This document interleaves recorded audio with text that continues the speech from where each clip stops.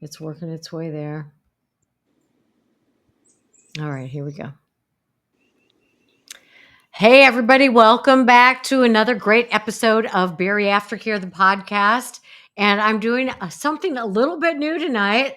I am live and in person with Kelsey. I've never sat I've sat close to my daughter, but I've never sat next to somebody and done a podcast. So we both have our microphones. So we're probably going to be like hugging our microphones here if you're watching the video.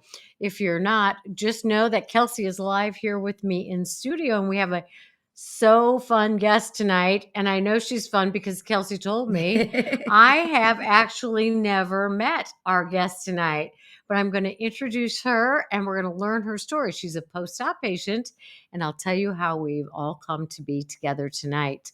But we are really going to hone in on the NSVs tonight because, in my opinion, the non-scale victories and the living of life and being filled with joy and doing the things you couldn't do before surgery are what this whole thing is all about. So, without any further ado, let me introduce you to Amy Myers. Hi, Amy. Hi. How are you? I'm doing great, thank you.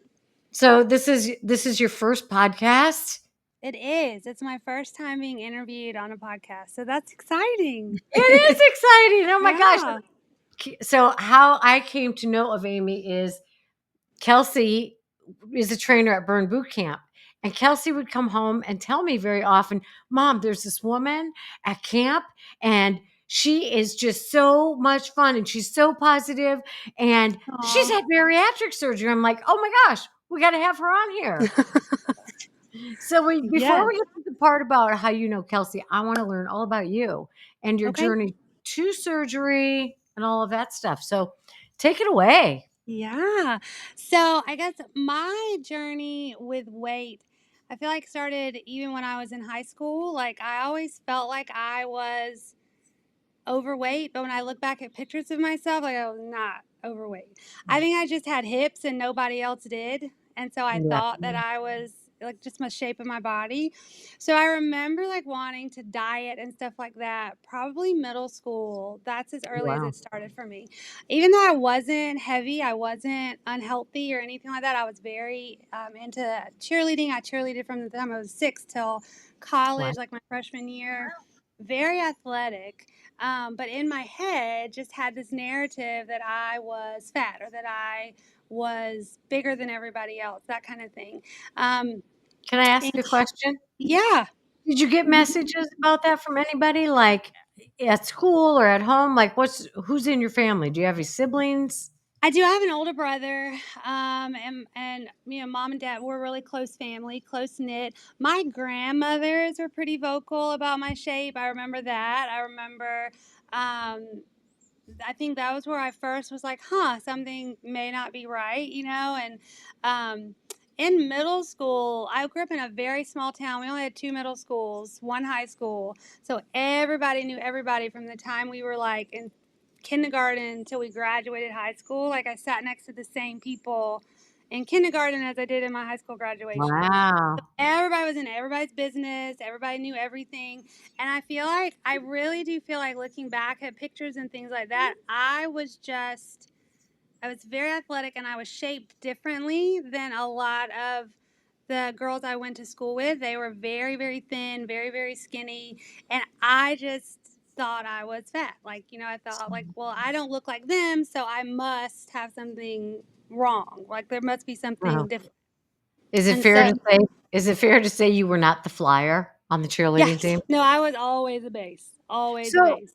what kinds of things did your grandmothers on both sides of the family? Grandmothers Yes. plural? What kinds Yeah. of things would they say to you? They would say that I was hippie, like had big hips, had big thighs.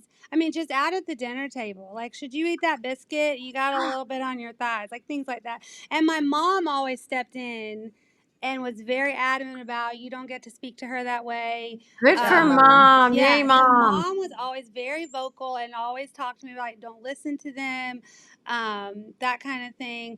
I was always compared to my cousins. My girl cousins were always very tall and thin, and my grandmother would be like, "Why can't you be more like Oh, this one or that one?" But I Wow. really think it's because I was the only one that talked back to my grandmother, and so I feel like she didn't like that too much. So that was probably part of it. And I love my grandmothers, like I do. But they had a mean streak in them a mile wide, and it wasn't just me; it was all the girls in our family. And they came Wow. from a time when women should be seen and not heard. You got married very young, and that kind of thing. So that I think is where the messages probably started. And then I got to college, and that's when I really started putting on weight, like legitimately started becoming overweight. I think I went to Mercer, so I was away from my family for the first time. I was very close to my family.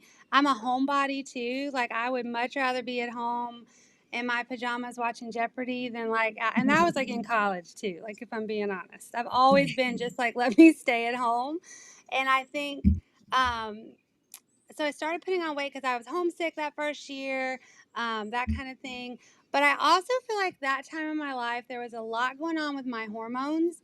And when I was in college, we didn't talk about hormones. We didn't talk about our cycles or our periods or the impact that that could have on our bodies and on our mental health and on our emotional health and all that. Those were just not conversations that we had. Um, with our doctors or with anything like that. So I feel like knowing what I know now, looking back on that girl that was in college, there was a lot that could have been avoided had I had the information that I had then. Mm. If we had those conversations about, because I was tired all the time and you Yeah. know, I had all these emotions because I was on my own and I was a perfectionist to the 10th degree about school and things like that. And I think my hormones were out of whack then, really painful periods, but I thought, Oh, well, this is man. just normal, periods hurt. That's life. And um so a lot of weight gain happened in college, which was new for me because for the first time ever, I really was overweight. And the Mm. weight was really at that point impacting my life. When I was in high school and things like that, I was cheering and playing soccer and living my life, and that's how I know I wasn't legitimately overweight because it wasn't impacting. I mean, I was a happy kid. I had my group of Right. friends. I did my thing. Life was good. But in college, it started impacting life. Like, I remember at one point it was hard to walk to class without being out of breath. Wow. And it was hard to, I quit working out. And I feel like I battled some depression during that time as well because I was gaining weight. I didn't know who I was when I looked in the mirror anymore, and I was having these health issues that I had never had to battle before. And so, of What course, kind I what did. Go ahead. Sorry, I hate to keep interrupting you, No. but I have questions. Yeah. Um, what kind of health issues did you start having? And, do you think you were having some depression along with that, having been away from home, being the homebody, gaining the weight? Yep. Definitely. I think that gaining the weight and being a homebody was definitely. I had some depression there. I don't think it was significant enough for it to be like it was just the blues, and I think a lot of it was hormones too. Sure. Um, and so I think the health problems that I were having, I started my migraines. I started having really bad migraines. Things like where I would lose vision in my right eye, like have to stay Wow. out of class, like really went through all the neurological stuff. Um, my blood pressure started getting out of control, things like that, but Wow. nothing major, nothing that was like enough for me to be like really concerned. And everybody was like, oh, everybody gains weight in college. It's what happens your first year. It's fine. Like, I felt like a lot of it was just accepted. Like the Mhm. hormone stuff, the headaches, the periods, the Wow. weight gain. I feel like just in general at that time for women, that was just expected. Well, the freshman 15, and well, you get emotional around your period, and they're supposed to hurt, and they're supposed, that kind of thing. So I was like, okay, well, this is just being a woman in college. Okay, we'll just move on with life. And then I started doing things like Weight Watchers, all the different fad diets that my girlfriends were doing in college, I would do too, and that kind of stuff. And they would work for a minute, and I would start feeling like, oh, I see myself again. And always the scale motivated me at that time in my life. Like when I would see the scale come, like the number come down, I was like, yes, I am successful because the number's coming down. But when it would creep back up, I have failed at this. I stink. Look at me. I can't get this weight off. So it became kind of this vicious battle with the number on the scale. Did Um, your did your sense of self rise and fall accordingly? 100%. Yeah. My worth was all tied up in that scale number. Not that I was making straight A's in college, not that I Right, was on student count. I mean, there are so many other things in my life much more interesting than the number on the scale. But that's the only thing that I connected with my worth as a woman. Is if right, I was small and I didn't take up a lot of space, then I was on the right track. If I was not small, even if it was muscle, and I was taking up space in the gym or space somewhere else, then that wasn't a good thing. And that was just my mental process at the time in right, college. So that right. was my 20s. Um, as Did college you ended, go ahead. did you stay at Mercer all 4 years? I did. Yeah, that was my Okay. undergrad. And did you get used to being there? Were you I did. homesick? Were you or did you just I ended up loving it because I am even though I'm a homebody, I am a people person, and I again really kind of found my tribe and got saw some weight loss as I finished up at Mercer. cool? So I don't say I was at a healthy weight, but I did lose the weight. I was feeling better mentally, things like that. And then I graduated, and then there was a whole other Another transition. transition, Yeah. right? Where'd you go after you finished school? Did you move again? I did. I actually ended up being a probation officer in the city of East Point. Oh, wow. Yeah, I qualified for the SWAT team and all the Oh my things. god. Yeah, What? yeah. Whoa. It was I so okay, just fun. we have to sidetrack rabbit hole here. What the heck does a person have to do to qualify for a SWAT team? And Well, what I would make a passed. person want to do that? Well, when I was there, I got to shoot in the range, like on my lunch break. The lieutenants would let me shoot, Dang. and I passed the shooting trial. For I didn't do all the like the athletic part of it, just the shooting trial that I Wow. passed. So, but that was a very difficult job. It was a very difficult position. I was right out of college. I was probably 24, 25 at that time. Had actually lost a lot of weight at that time on Weight Watchers. Um, and really thought that because I was in a smaller body, like my life was figured out. And the truth is, like, there was nothing figured out. Like, I had gone to school to be a sideline reporter for ESPN. Like, I wanted to do college football. And so that was my major. But I interned at ABC during 9/11.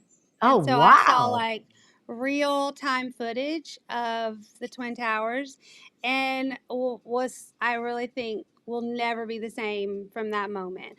And also, people are so mean in that, like, people Oh, would really? delete like other people's copy to try to get Nuh-uh. ahead.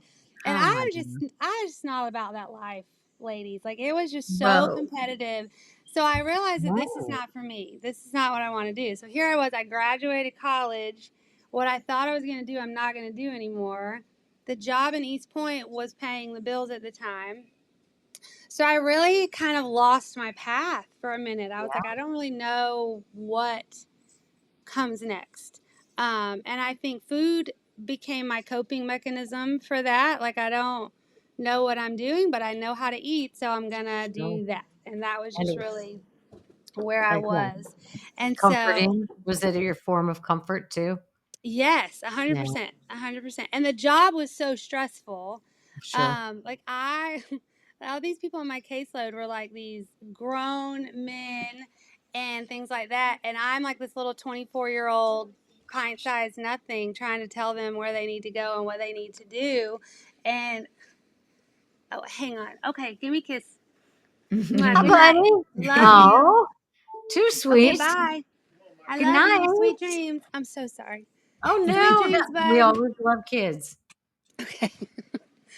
So I feel like in that point, I had really lost kind of, like I said, my path, my way, and I was in a really stressful situation. And so food everybody went out to lunch together. Everybody went out to dinner together. I was never a big drinker, but alcohol became a thing. I was never excessive, but definitely like drinks with dinner, drinks with friends, more than I'd ever consumed before. And still having like the period issues and things like that, and just ignoring that whole side of Hmm. things, like whatever my body was trying to tell me via my hormones. So Had you been to an OBGYN at that point? Did they say anything? I mean, do you have PCOS? Because it no, sounds I was never diagnosed, and PCOS was really not something that was talked about right, right. then.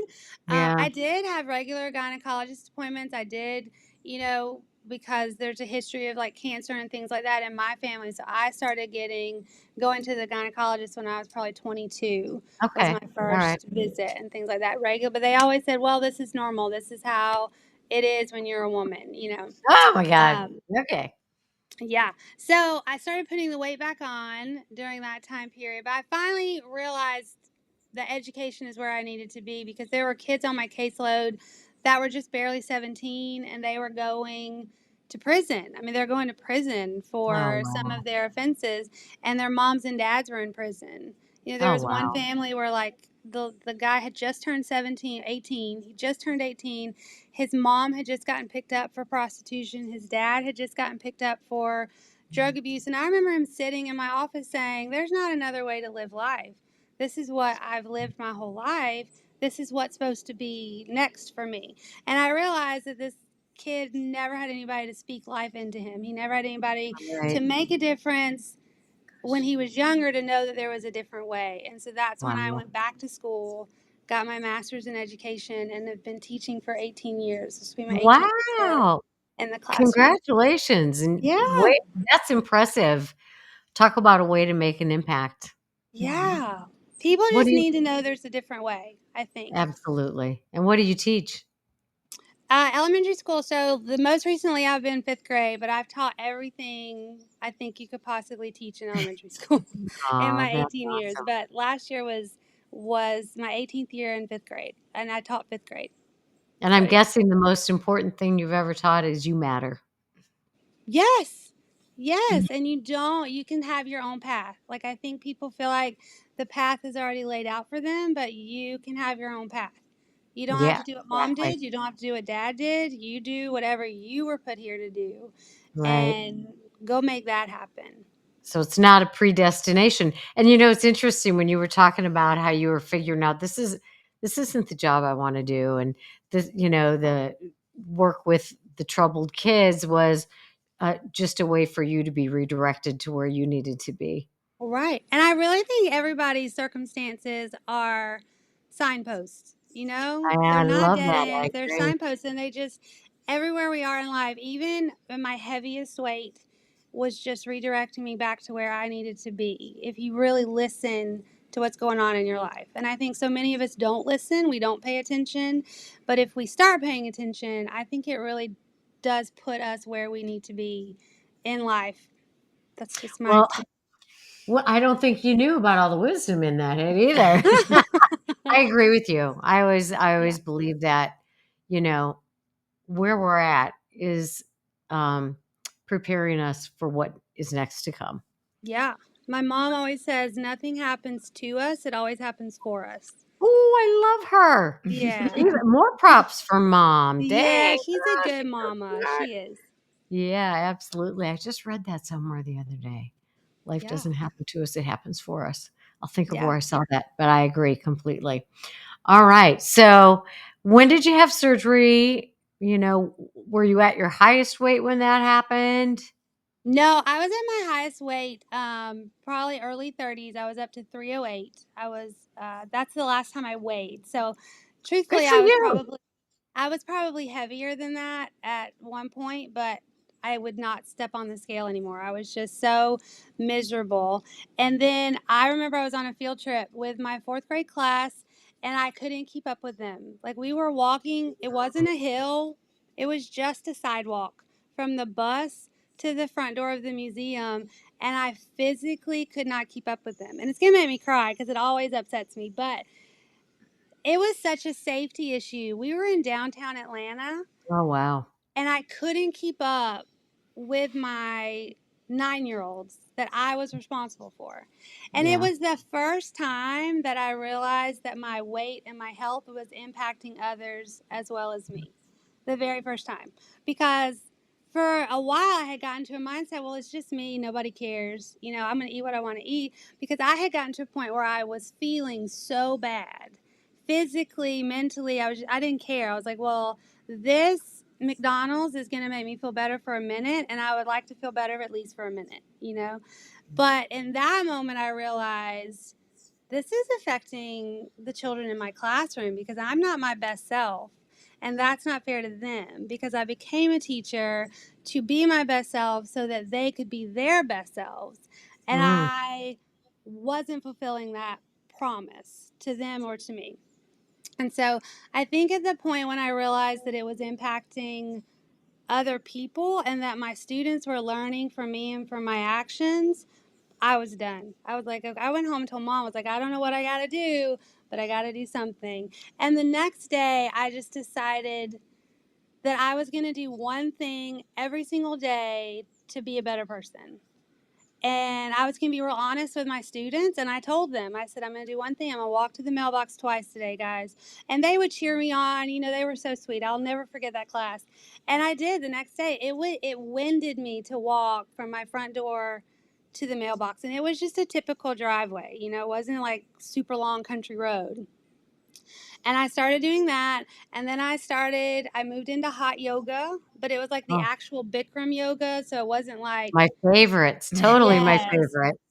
And then, 104 degrees, 40% oh my humidity. gosh, it was fabulous. And I think I almost died the first time, but I No. felt so good after. And it was easy on my joints and things Yeah. like that. But that's also where I learned about nutrition. And I also learned about the power of your hormones, because our instructors at the time I thought were like real out there, kind of like fruit, you know, they were so sweet, but I was like, you know, I see a doctor, Woo-woo. I know the thing.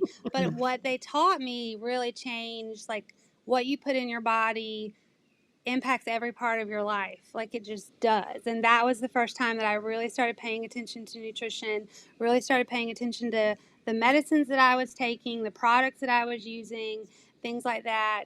And then I moved on from that to running, from that to CrossFit. CrossFit is Wow. where I really learned about macros, and not just what goes in my body, but the amount of what I'm putting in my body and how that um, affects me. And I ended up losing 100 pounds Wow. from during that period of time, just through like exercise and nutrition. So I was down to like 208, 200 at that point.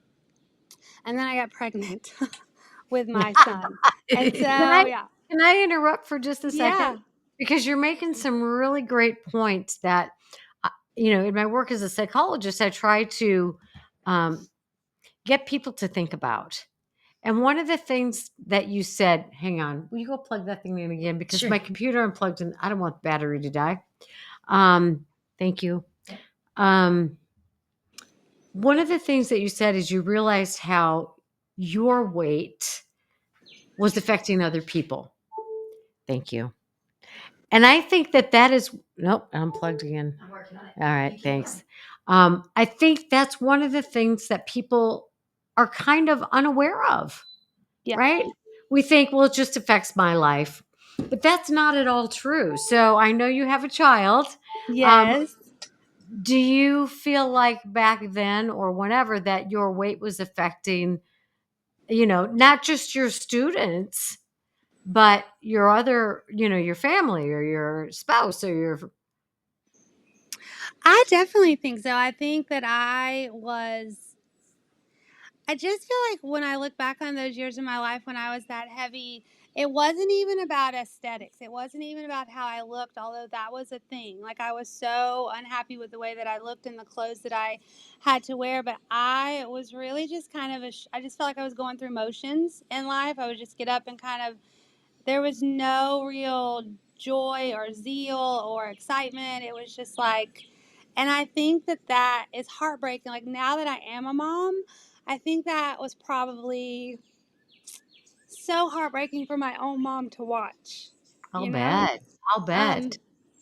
Sorry. But yeah, so I think it's just, I don't think we pay attention but I think when our family watches us suffer that way, it's got to be heartbreaking for You them. know it. You know it. Not Yeah. being able to go on the vacations and not being able to ride the roller coasters at the amusement park, and you go to Six Flags, and if you're not going to get on a roller coaster, then you're really just standing around on a hot pavement all day, which is not Miserable. fun for Yeah. anybody, right? Not fun. So yeah, I think it was definitely an eye-opener for me, and then Another thing that you mentioned was you said to your students, "I'm going to do this." And you were so genuine and honest with them, realizing that you are being a role model to them.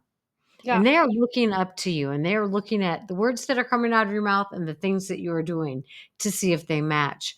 And the accountability that you consciously or subconsciously engaged in by telling them, "I'm going to do this." Accountability is such an important part of this healing process. So, yeah. I think just intuitively, you were just so on the right track there. Yeah, and I wanted them to know that you can do hard things. And they're hard for a reason. It's gonna be uncomfortable and it's gonna be ugly and it's gonna be tough. But I wanted them to take that lesson with them through life. And so many of them, I mean, they're grown now, that little group, but um, I hope they always remember that. You know, the Absolutely. honesty and the authenticity of just being like, yes, this is hard. And yes, I am not where I want to be. I'm not where I plan to be, but today that changes. And I think that is something that we don't always think about either is like we focus on the fact that, oh my gosh, I'm 308 pounds. How did I get here? And we want to just dwell there. Sure. And it only takes one choice to say, I'm done here and I'm turning around and I'm going back the other way. Like I love I'm that. finished here. And you just have to take it when you have that much weight to lose, it has to be baby steps for sure. And Absolutely. focus on the next step in front of you. Um, so after I had my son, I remember I did CrossFit the morning I gave birth. Like I did Holy CrossFit. moly, girl. Yeah. You go in hard for the exercise. Yes. And I went and I gave birth and I mean I'll just be completely transparent. My son's father left us in the hospital. My son has Down syndrome. I did not have amnio to find out the diagnosis prior to birth. We found out in the hospital after he was born, and his dad left us in the hospital. So and he was a preemie. So I had a little, I mean, Good Lord. quite literally teeny tiny baby, a diagnosis, and was by myself. So heartbroken, Wow. all the things, yeah. Major And grief. so, yeah, huge trauma. And at the time, we didn't want to call it trauma. I think people Right. throw that word around a lot, and like we hesitate to say that, but call it what it is. It's huge trauma, you know. Absolutely. And I had my family, so grateful that my family, was there. My mom and dad took us in their home, like we, had a place to go, all that good stuff. But that started the weight to creep back up. So it was at 200. Um, at the time I decided to have surgery, I was at 256. So I gained almost a little over half of what I'd lost back. And the thing is like what I was doing before was no longer working. Right, Like right, I right. had gotten to a point in my journey where like eat less, work out more was not the formula for me. And I was Right. so frustrated. I was so angry because I was like, I know what to do. Like along the way, I became a certified nutritionist. Like I know what to eat. I know how to count the macros. Like I know how to move. Like what is happening? Like nothing is working. Well, I finally found a gynecologist that was like, your hormones are out of control. Pregnancy has just like, I had everything under control, and now Mm, we were not right, okay in that right. situation. And that my liver was, I think they said 14 centimeters larger than it should be. Liver That's a lot. enzymes were, it was scary. Liver enzymes were way up. Um, those kind of like blood pressure started to rise. So there were a lot of things that were creeping up that could have been a big deal. And Um, you paid attention. Yep, this time paid attention, had insulin resistance at the time, and all of my doctors collectively said, we really think you should consider bariatric surgery, which for me, I felt like, oh my gosh, that is so extreme. There was a little bit of this, isn't that the easy way out? Shouldn't I be able to Sure. like lose the weight on my own? I did it before, but I was at a different season of life, and there's so much information out there that says sometimes obesity and weight loss is not eat less, move more. It's For not sure. that simple these For days for a sure. lot of people. And so I considered it, and I said I have to be here for my son. I'm the only one he has, and I have to live as long as I can live. As long as God is going to let me live, I'm going to help him out by being the healthiest version of myself I can be, because I'm literally all my kiddo has. Because my Absolutely. parents are in their late 60s. They're not going to live forever. Um, and I wanted my son to see that we do not live our life defined by labels. So we are going to live our life to our fullest capacity, no matter what. And him having a diagnosis, it is so important for me that he's not defined by a label. That's And right. I didn't want to be defined by fat. I didn't want to be the fat mom. I'm not going to be the unhealthy mom. I'm not going to be that. So I made the decision last year. I had to go through the 6-month process for my insurance to cover it. My BMI at the time was like 47. I was Okay. at 256. And then I had the gastric sleeve done in November. And so I'm about 7 months post op. And Fantastic. and since surgery, I'm down about 84 pounds Wow. since That's the great. surgery. But from my heaviest weight till now, I'm down about 134. You've got to feel Wow. so much more energy and so much. Yes. Okay, so how did you decide? Okay, I'm going to burn boot camp. Oh my gosh. Okay, so like the activity was never an issue for me. I love the working out. Like I loved the CrossFit. I loved it. But CrossFit didn't have childcare, to be honest. Like it didn't have childcare, and I had a little one now, and I needed to be able to have a place for him to go to work out. And so a friend of mine at work went to Burn Boot Camp in Ackworth, and we lived up there when I started. And so I went with her and just fell in love. I was like, oh my gosh, this is such the perfect mix of like CrossFit but it's something different every day. It is so challenging, but what I loved the most about it was like there are people from every stage of life in those classes, every stage of wellness journey, all different shapes and sizes, all different skin colors, all different ages. It was just the most beautiful thing I've ever seen, truly. And so I started going to Ackworth prior to surgery, had my surgery, and then had to wait a handful of months. And then as soon as I was cleared, I was back at Burn. We moved to Powder Springs in March, and then found Lost Mountain, which is like where all of my teacher friends go. So I just have That's never looked funny. back. That's just been my spot since I started about it almost a year ago. It'll be a year in September that I started Burn. So now I want to ask Kelsey a few questions because Kelsey is my daughter, obviously, and she was a teacher also. I don't know if you knew that. I didn't. Yeah. Just for a hot minute. I taught for 3 years high school math when I was like 23. Yeah. Yeah. Nice. Yeah. Yeah. And so when she had her first child, she wanted to stay home with her baby. And so she started working with my practice, and she's been working with me ever since, and it's been the easiest thing, at least on my part. Fantastic for me as well. Yeah, so now she's got 3 kids. And then so Kelsey, I'm going to let you talk about your journey toward how you ended up at Burn, Okay. and then how you became part of BariAftercare and all the things. Okay. So, like Dr. Stapleton You said, call me mom. like my mom said, you have 3 children. I started as a teacher.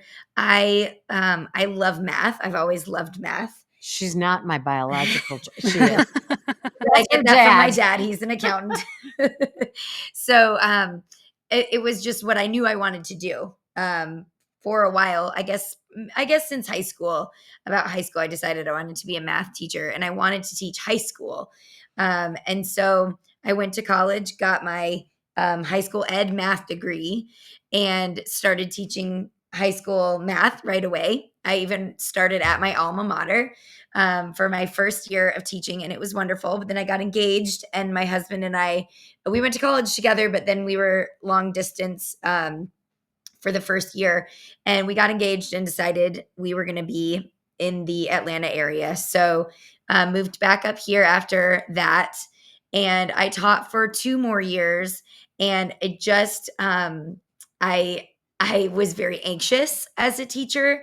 I loved a lot of things about it, but my anxiety got to me, and I decided I was either going to um, get on medication, which it would have been totally fine. I would have been okay with, Right.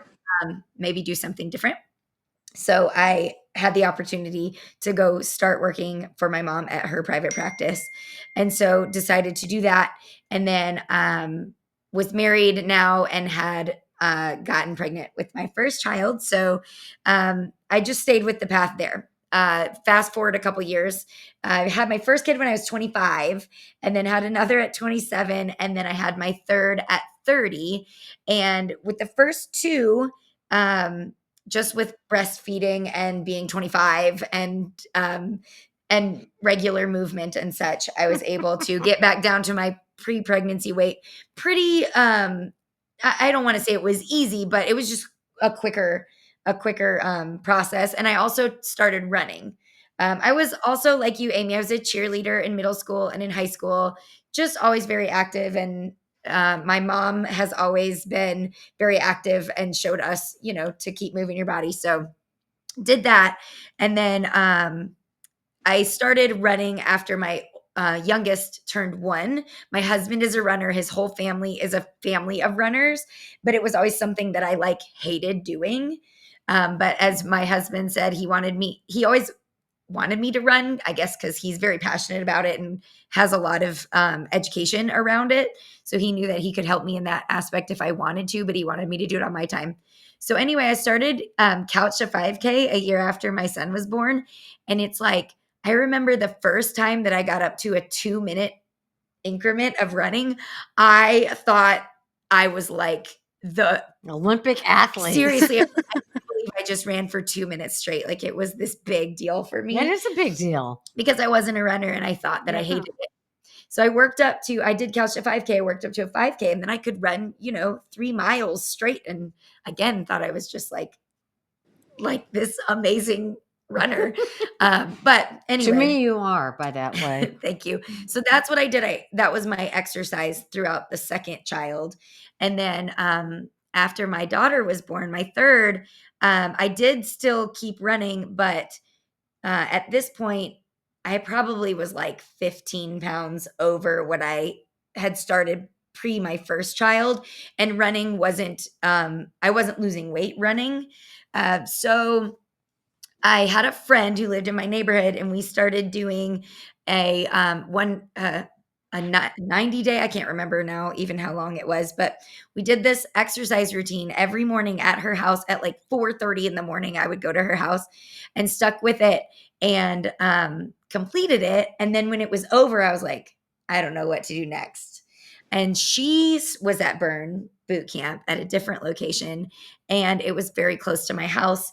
And my mother-in-law actually bought me a Groupon for it. And it was new. It was a new location. It had just opened. So I got the Groupon. It was for a month. Again, like you said, Amy, it had Child Watch. And so this was a big helpful thing that I could do is I can take my kids with me and just go for a 45-minute workout and do that. So I started there. This was the end of 2019. Can I interrupt for just Sure. a second? You know how, Amy, you said it was hard for your mom to see you.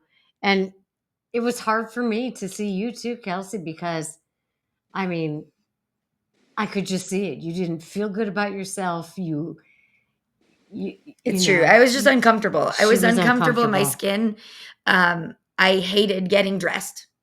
I just I felt uncomfortable, and I wasn't getting these messages from anyone, anywhere. My Yeah. husband has always been supportive of me and very kind, and, And there were certain clothes you wouldn't wear, and that, sure, I would never wear shorts. it wasn't fun for her to go shopping. And let me Oh, tell you what, it is so fun now to see you be giddy and joyful when you buy clothes. And when I see you wear, shirt, oh, sure, I would never wear tank tops either. I hated my arms, I hated my legs. Yeah. I just was uncomfortable.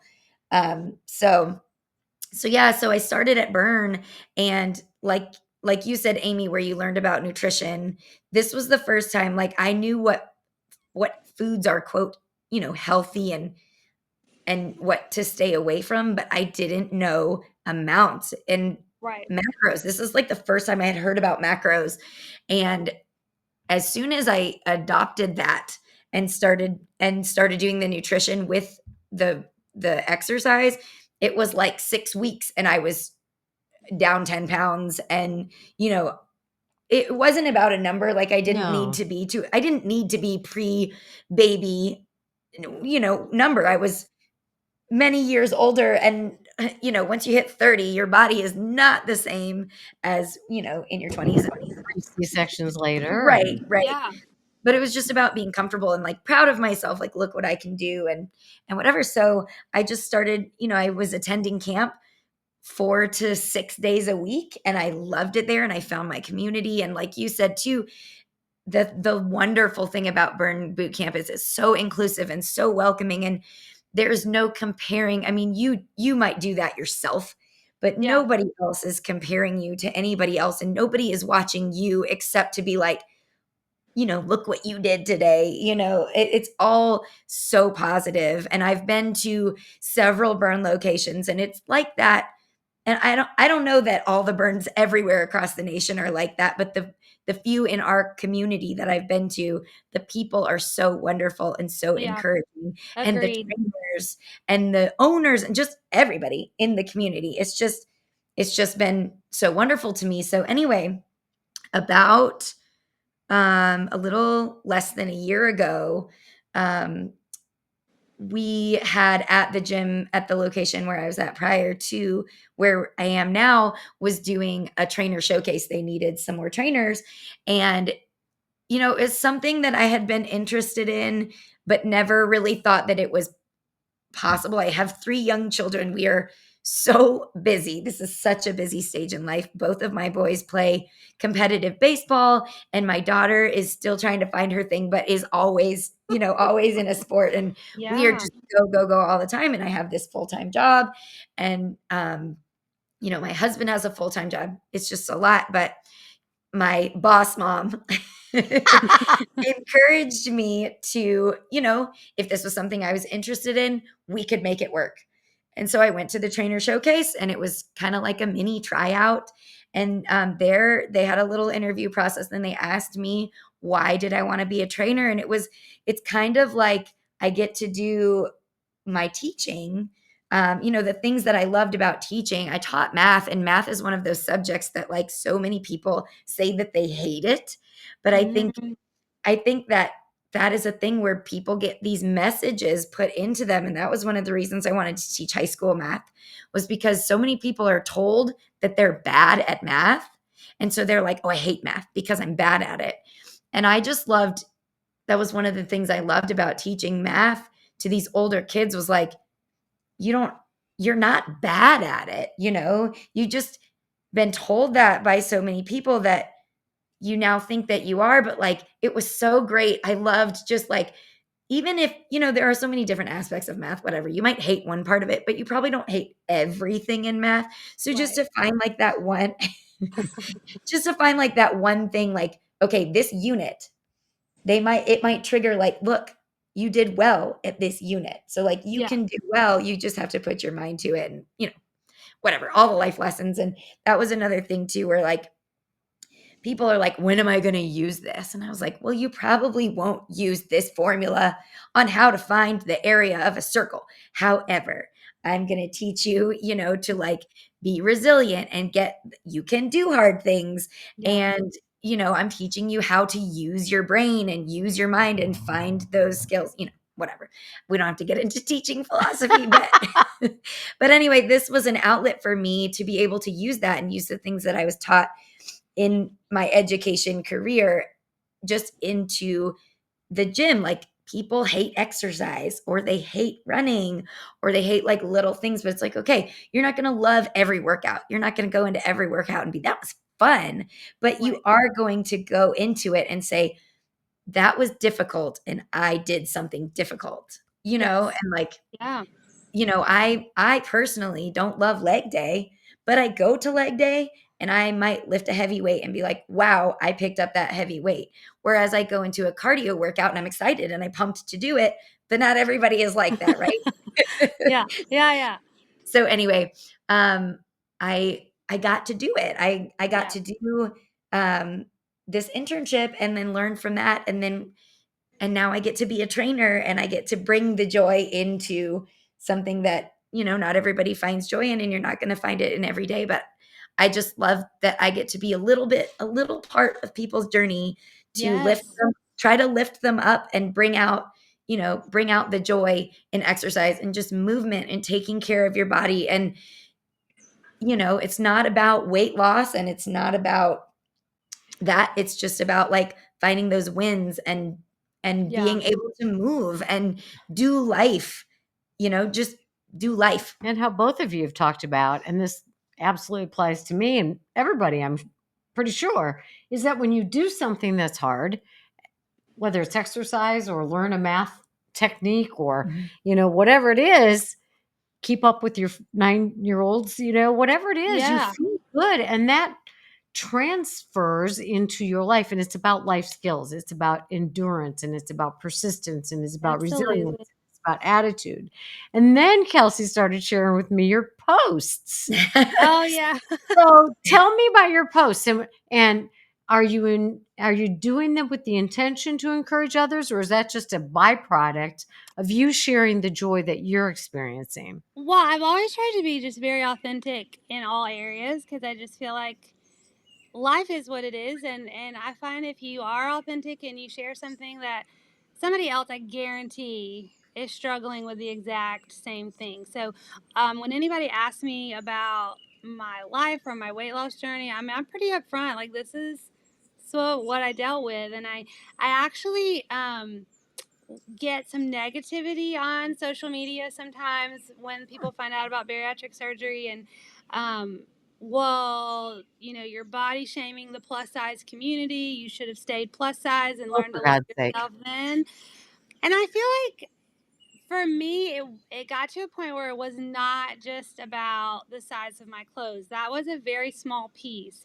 It was about my general sense of well being. I felt like a shadow of myself. And I think when anybody gets to that point and can stop and honestly say, this is not the life I was meant to live, this is not the person that I was created to be, not because I'm a size 22, but because I can't physically do the things that bring me joy. Or Mm. even when I do the things that bring me joy, I can't enjoy them because of, the health side of things. So I think I share just so people have a clear idea of it. I know that there is someone out there that's like 300 pounds, 250 pounds, and they panic every time they think about going on a walk, because I did.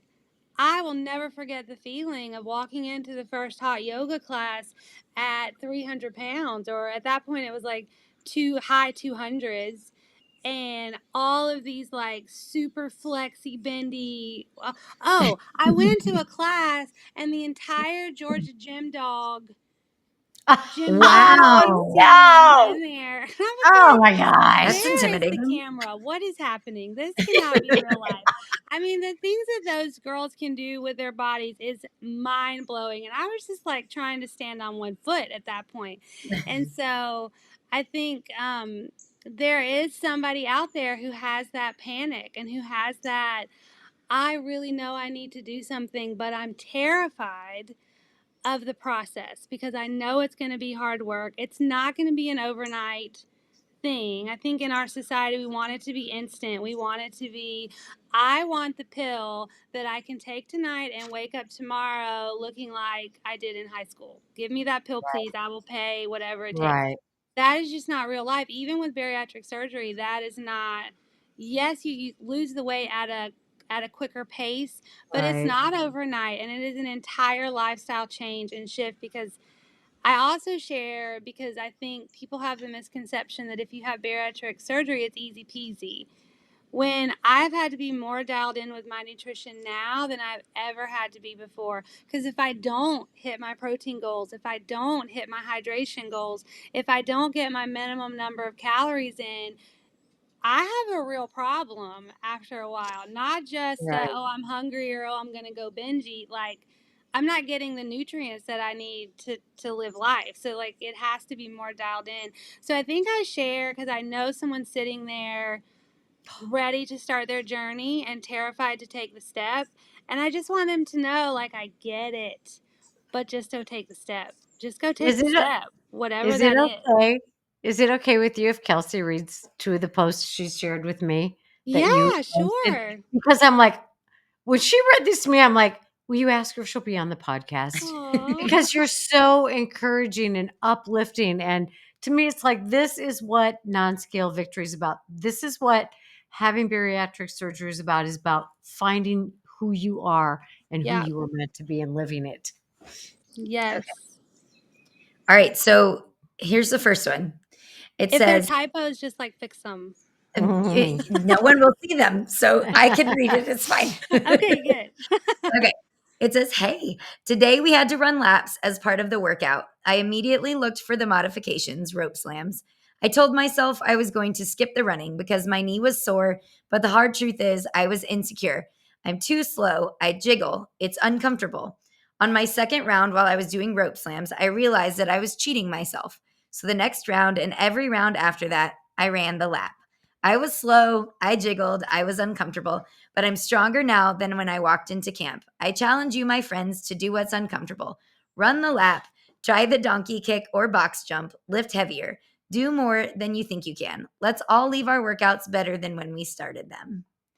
And oh, you finished? You didn't read the last I line. didn't. She said, "Shout out to Kelsey for getting us through it this morning." Yes, But it's not about me. Kelsey. No, but I wanted you to be in here because it's all, I mean, when people say we're all connected, this is a great Sure. example of Yeah. how we're all connected. But also, that post is just so beautiful. And what I want to share with the listeners of the podcast is that may relate to exercise, but it also may relate to getting your hydration goal met for that day. It Yeah. may also relate to having the courage to set a boundary for yourself today. It's about doing the next hard thing that will bring you closer to the person that you want to be. Right. I also Absolutely. I also wanted to say too, about how you're saying, like, I was slow, I jiggled, I was uncomfortable. And like all that we see is like you chose to do the more challenging thing. You rose to that challenge on your own. Like you were the one that was like, you know what? Never mind. I'm going to do it, you know? Yeah. And no one watched you and thought, oh, she's jiggling. Like, absolutely not. And, I have the same insecurities. Like, Yeah. I don't, I still don't like to wear shorts because even though I'm a personal trainer, I have cankles. Like, Ankles. that's just a fact. Like, Yeah. it's Yeah. true. And so I don't like to wear shorts. But when I do, I don't leave the gym and the people are walking behind me going, she has cankles. Why is Yeah. she wearing shorts? Like not one Nobody person. really cares. Yeah, Right. Right. exactly. I The other think, thing, go ahead. go ahead. I just wanted to say the other thing that I loved about this post, and it's hard for us to be honest with ourselves a lot of times because we want to, feel okay. But you said the hard truth is Hmm. I was insecure. I love that. That level of honesty will help us be aware enough to say, what am I going to do about it? What am I going Yeah. to do about it? And I think one of the things on my journey that I have really learned is um, to not sugarcoat things with myself either. I think somewhere along the way, and I can only speak to women because I am one, but like I feel like we believe the lie that everybody's scrutinizing you, everybody's looking at you, everybody's judging you. We believe the lie that you have to be a certain size to work out. You have to look a certain way to wear the cute workout outfit. You have to um and I think we internalize that a lot, whether we mean to or not. Um, and realizing just kind of calling BS on that in our own mind is where it really starts. And so that's something, because there are times, like with the donkey kick, I put that in there specifically because that is a move that I just assumed I couldn't do. Like, I didn't have a reason for assuming that. I just know that at 300 pounds, these feet were not coming off the floor unless I fell. Like, that's not, so sometimes in my own head, I'm still living at 300 pounds and I assume that I can't do the thing when we really just need to assume competence. We need to assume that, well, we can do that because I can do a donkey kick. I can do 20 donkey kicks. Yeah, girl. Like, but in my head, I believed, oh no, I can't do that. Amy can't do that. And I have to stop and be like, well, have you tried a donkey kick ever in your life? Yeah. Right. And the answer in my head is like, well, no, but okay, well, then try it. And if you can't, then at least you tried it. And then you can do the modification if you physically can't do it. And that's always my go to in the gym, and is like, have you tried it? Yep. Well, no. Okay, well, try it. And if you really cannot do it because of a physical limitation, then modify. Because let me say, there's nothing wrong with modifying Right. Mm-mm. a workout or a move. Like I'm the scaling and modify lady. Yep. modifications are not meant to make it easier, it's meant to make it doable. Like, you know what I'm saying? So No. I don't want Absolutely. anybody listening to think, oh, if you modify, that's not the easy way. That's the easy way out. But try before you modify. Like I always tell Right. myself, Amy, try the chin. I did a chin up. And like Yeah. I thought, I can't do a chin up. I did CrossFit. I still can't do a chin up. And one of like I had like the people in my group, and it was a small group that day. They're like, you're getting on the bands. You're gonna try, and they stopped their own workout and stood Oh around me and put me man. on the band, and I did like 5 chin-ups with like the 2 Oh my bands. It's gosh. But the amazing. fact that these women would stop their own workout, There. and the Yeah. trainer would come over and cheer, it was such a moment for me, because it was another thing like, well, have you tried? Well, no, Right. I just There's. assumed that I couldn't. And Yeah. so many of us just assume we can't when we are capable of so much more than we give ourselves credit for. Yeah. We really are. Everybody is. We There's a just book. assume. There's a book called The Joy of Movement, and not my favorite read of all time, but I'll tell you one of the great takeaways from that book is that camaraderie that you were just talking about. These women stopped their workout, you said, you know, and that collective energy and that enthusiasm and that rooting for you and not against you Yeah. and being there with you and cheering you on. That just gives me goosebumps. And that's one of the beautiful things about being in a class, a Yeah. workout Group class. fitness. And it A doesn't, 100%. again, a lot of people listening are going, I'm not going to work out. I'm not there yet. I'm not going to. This isn't just about exercise. This isn't Right. just about movement or workout. It's about life. Yeah. Find, you mentioned you found your tribe. Find your people who will encourage and support you to do whatever it is that you're working toward. Right. You know, this movement thing is great. I'm all about it. And I just want to share one more of your posts. Okay. Okay. Okay, so this one you posted a picture pre-surgery and then post-surgery, and you said, "I'd like you to note that there is a barbell in that first picture. Even when my body was heavy and hard to move, or I was uncomfortable, or I was so insecure, I kept moving. Even now, when I feel heavy or insecure, still a big girl in the mirror, despite my progress, I move. You can't get from point A to point B without moving. The path may be winding and full of ups and downs, but you've got to move to get where you want to go. So stop waiting for the right time. Get moving. Come on, we will do it together." How encouraging. I'm like, Yeah. this woman has got to be on this podcast. It is. I but I so relate to, and not every day is a day where I get out there and move. Like there are days when I was much heavier where I did let the negative thoughts win. And that's okay too. You just got to get up and go the next day. Like Right. one of the most surreal things for me is looking in the mirror. I don't always see it in the mirror, but I see it in pictures and I'm like, whoa, that is definitely a change. But sometimes when I look in the mirror, I still see Mm-hmm. the woman in the before picture, you know? Right. And I have to remind myself, like, you know, another non-scale victory for me is like, I was still buying, like this time last summer, I was in a 3X, 3XL. I was like in a 22, 24. And I, for the longest time, kept buying XL, XL, XL. And my mom was like, "These are too big for you. Go fix it. Like, just go do something different. I'm taking all these XLs. You can't have them back. So if you want to Tell work your mother out, I you need to go appreciate buy." her.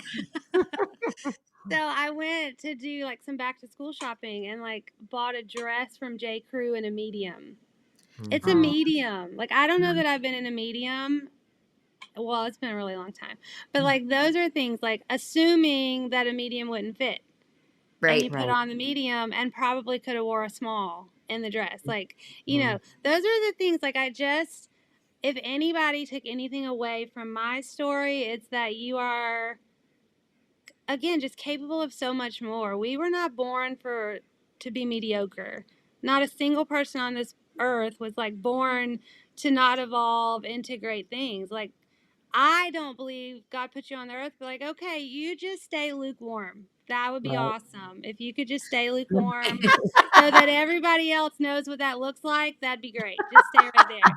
Like, I don't believe that for anybody. And I feel like we get so bogged down, especially if you're like me and you find yourself in a place of like, how did I get here?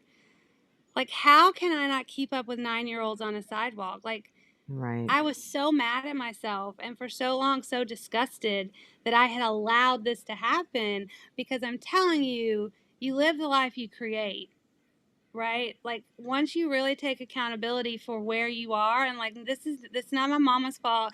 It's not my grandmama's fault even though she says some mean things. This is 100% Amy. Mhm. I'm At some 300 point, it plus becomes that, pounds. right? At some Yeah. point, it becomes that. Absolutely. But if I created this situation, I can create something different. One Mm. step at a time, one little step literally at a time. And if it takes bariatric surgery and that's part of your path, then do it.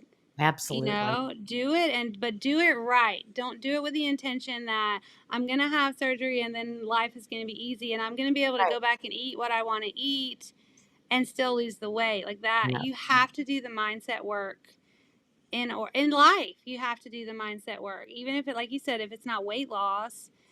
You got to get it right in your own head before anything changes. But I think we Yeah. all hold that power to make those changes for sure. Ah, God, you said if you'd get one thing out of this, I've gotten like 50 from you. Oh, Um, and I think that a lot of other people will too. But and again, I kind of interrupted you to make those points along the way. But just what you just said, we all have that power within mm-hmm. us to say, Not today." Today it's going to be a better way. Today it's going to be a healthier way. Today I'm going to choose to have a better attitude and try a new thing. And some days you don't, Yep, but you get back up there tomorrow or this afternoon or yeah. whenever it is. Yeah, And sometimes it's moment by moment. I'm gonna for make a good sure. choice. I ate a Big Mac at lunch. Okay, well for dinner I'm gonna That's make a right. good choice. Like That's you right. just wherever you are, if it's moment by moment, take it moment by moment because they add up. Absolutely. They Right. definitely add up. Well, you are delightful. You are Oh, amazing. thank You are you. wise. You are just really, I love having had you here. And, so how I want to wrap this up for the listeners is, we've got three different women here, three different ages. All of us have had different struggles with our weight, whether it's a little bit of weight or a lot of weight or somewhere in between. And I think the message is that it's not about how much weight, it's about how it's affecting us, whether it's Mm-hmm. affecting us emotionally or physically or all of the ways, how it's affecting the people in our lives. Because if we're not feeling our best selves, we're not being our best selves. The Right. people in our lives aren't getting our best self. The movement exercise part of it, again, 3 different women, 3 different stories. You guys are hardcore worker outers. I'm not. I am a faithful exerciser. I'm a dedicated, always have been, Mhm. but I'm not Lifting weights. well, I use my body as a weight, Yes, right? absolutely. And I'm a yoga girl. I could Yeah. not do your exercise. Yeah, I do my body is my weight. Yeah. So I love yoga. I walk regularly. I'm at a much different age than either one of you. And so it changes, right? But it's the consistency, it's the determination, it's the persistence, it's the discipline. And, those are hard things to come by, but it's Yeah. one day at a time. It's one day at a time. It's one day at a Right. time. Make up your mind every day. Yeah. And the things that are not related to movement or exercise in this video or in this podcast episode are numerous. So go back and listen for the messages that are relatable to other areas of your life, Right. because there are many of them Yeah. from both of you. So, Yeah. we do want to live our best life and do the things that bring us joy and consequently bring others joy. Absolutely. And I look back on if I can lose 134 pounds, I can do anything in the whole wide world. Like, Right. and I think that is the beauty of doing hard things. Once you do them, there's nobody that can tell you you can't do anything you want to do. For That's sure. exactly right. What a great message to leave people with. Yeah. Great message. Thank you so much. And Kelsey, thank you for sharing Amy with I me. Yeah, know. Kelsey, thank you. I'm so glad to see you here, Amy. Yeah. This So was fun. if people want to get your great messages on your social media, where can they find you on social media? On Instagram, I'm just Amy Elaine. And then the same on TikTok. And then on Facebook, I'm just Amy Myers. So Myers, right? Myers. Yep, that's Okay. correct. And you will be on BariAftercare, so people can read your posts on there. So if you're not part of the BariAftercare program, people, check it out. It's a full program where we bring you the best of the best, and it's www.bariaftercare.com. So check us out, join us. Great news. We have another bariatric center joining the BariAftercare family. So we'll give you more details about that soon. If you are active in your bariatric or your bariatric program, mention bariatric to them, because they can purchase it for everybody in their practice, all the patients. All right, enough about that commercial. So, and this was not a commercial for any kind of workout program or exercise. No. Just get out there and move your body. Yeah. Do what works for you. If it's walking like me, or yoga, or hardcore stuff like Burn Boot Camp, Or or CrossFit, CrossFit, or Yeah. Couch to 5K. swimming, Yes. whatever it is, go do what you hate least or love most, That's whatever right. the case may be. Mm. Thank you so much, Amy, for being with me. Thanks for being here. Yeah, it was a pleasure. All right. We'll talk to you soon, okay? Okay. All right, everybody. Thanks for joining us and spending your time with us tonight. We'd love to hear feedback from you. All right. Good night, everybody. Bye-bye.